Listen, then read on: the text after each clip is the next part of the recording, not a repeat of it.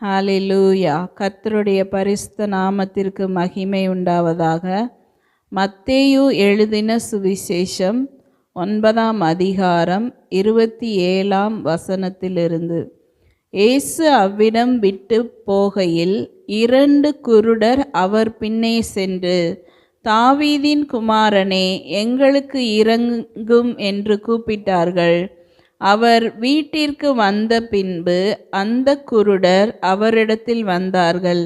இயேசு அவர்களை நோக்கி, இதை செய்ய எனக்கு வல்லமை உண்டென்று விசுவாசிக்கிறீர்களா என்று கேட்டார். அதற்கு அவர்கள், ஆம், விசுவாசிக்கிறோம் ஆண்டவரே என்றார்கள். அப்பொழுது அவர்களுடைய கண்களை அவர் தொட்டு, உங்கள் விசுவாசத்தின்படி உங்களுக்கு ஆக கடவது என்றார். உடனே அவர்களுடைய கண்கள் திறக்கப்பட்டது.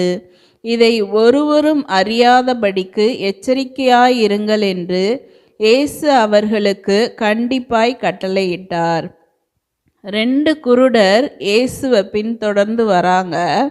அப்போ அந்த குருடருக்கு இயேசு சுகம் அளிக்கிறவர்னு எப்படி தெரிஞ்சிருக்கும்? அவங்களுக்கு கண் பார்வை கிடையாது. ஆனால் மற்றவங்க பேசுகிறத அவங்களால கேட்க முடியும்.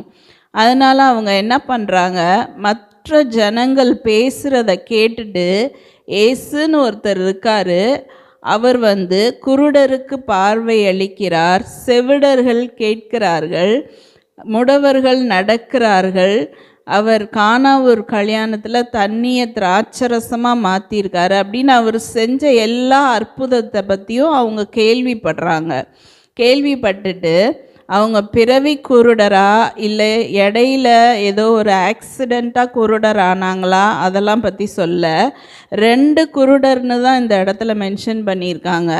அப்போ அந்த 2 குருடரும் இயேசு சுகம் அளிக்கிறவர் அப்படின்னு கேள்விப்பட்டு அவங்க என்ன பண்ணுறாங்க, தங்கள் பார்வை அடைய வேண்டும் என்று விருப்பத்தோடு, தாவீதின் குமாரனே எங்களுக்கு இரங்கும் அப்படின்னு சொல்லிட்டு இயேசுவை நோக்கி கூப்பிடுறாங்க. அப்படி கூப்பிடும்போது இயேசு அவர்களை பார்த்து கேள்வி கேட்குறாரு, எனக்கு வல்லமை உண்டென்று விசுவாசிக்கிறீர்களா அப்படின்னு கேட்குறாரு.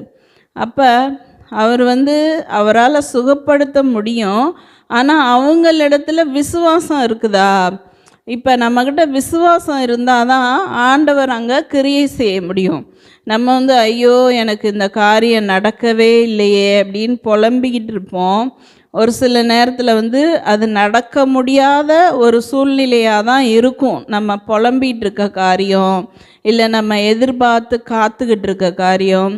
இந்த ஒரு இடத்துல எனக்கு வேலை கிடைக்கணும்னு சொல்லிட்டு ஆசைப்படுவோம்.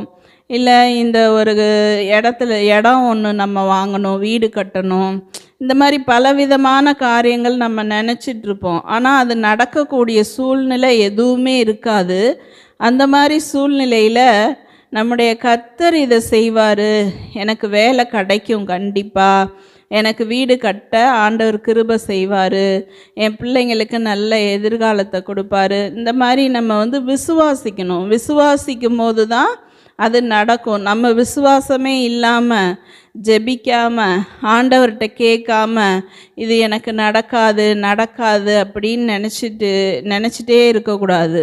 ஆண்டவர் என்ன கேட்குறாரு, எனக்கு வல்லமை உண்டென்று விசுவாசிக்கிறீர்களா அப்படின்னு அந்த குருடரை பார்த்துட்டு கேட்குறாரு. அப்போ அவங்க, ஆம் விசுவாசிக்கிறோம் ஆண்டவரே. அப்போ அவங்க என்ன பண்ணுறாங்க, ஆண்டவருக்கு வல்லமை உண்டென்று அவங்க மனசில் இருக்கத சொல்கிறாங்க, அறிக்கை செய்கிறாங்க, விசுவாசிக்கிறோம் அப்படின்னு. அப்போ தான் அவர் என்ன பண்ணுறாரு, அவங்க கண்களை தொட்டு, உங்கள் விசுவாசத்தின்படி உங்களுக்கு ஆக கடவுது அப்படின்னு சொல்கிறாரு. என்னுடைய வல்லமையின்படி உங்களுக்கு ஆக கடவுதுன்னு அந்த இடத்துல ஆண்டவர் சொல்லலை. உங்கள் விசுவாசம் எப்படி இருக்கோ அதுபடி தான் உங்களுக்கு நடக்கும் அப்படின்னு சொல்லிட்டு சொல்கிறாரு. அப்போ அவர்களுடைய கண்கள், உடனே அவர்களுடைய கண்கள் திறக்கப்பட்டது. அப்போ பாருங்கள், அவங்களுடைய விசுவாசம்தான் அவங்களுக்கு பார்வையை கொடுத்தது. அவங்க இயேசு சுகம் தருவார், எங்கள் கண்களை திறப்பார், நாங்கள் பார்வையடைவோம் அப்படின்னு அவங்க விசுவாசிக்கிறாங்க. அந்த விசுவாசம்தான் அவங்களுக்கு பார்வையடைய கிருபை, ஆண்டவர் கிருபை கொடுக்கிறார். அதனால் நம்ம எந்த ஒரு காரியம் நடக்காதுன்னு சொல்லி நம்ம ஆழமாக நினச்சிட்டு இருக்கோமோ, இந்த காரியம் எனக்கு நடக்காது, அதுக்கான ஒரு சூழ்நிலை கூட கிடையாது அப்படின்னு நம்ம நம்பிட்டு இருப்போம். ஆனால் இல்லை, இல்லாதவைகளை இருக்கிறவைகளை போல அழைக்கிற தேவன் நம்முடைய தேவன்.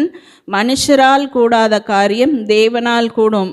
தேவனால் கூடாத காரியம்னு எதுவுமே கிடையாது. அதனால் நம்ம எந்தெந்த காரியம் நமக்கு முடியாது, நடக்காது அப்படின்னு சொல்லி நம்ம நினச்சிட்டு இருக்கோமோ, அந்த காரியத்தை கர்த்தர் கண்டிப்பாக நிறைவேற்றுவார். நமக்கு விசுவாசம் இருக்கிற பட்சத்தில் அந்த காரியம் கண்டிப்பாய் நிறைவேறும்.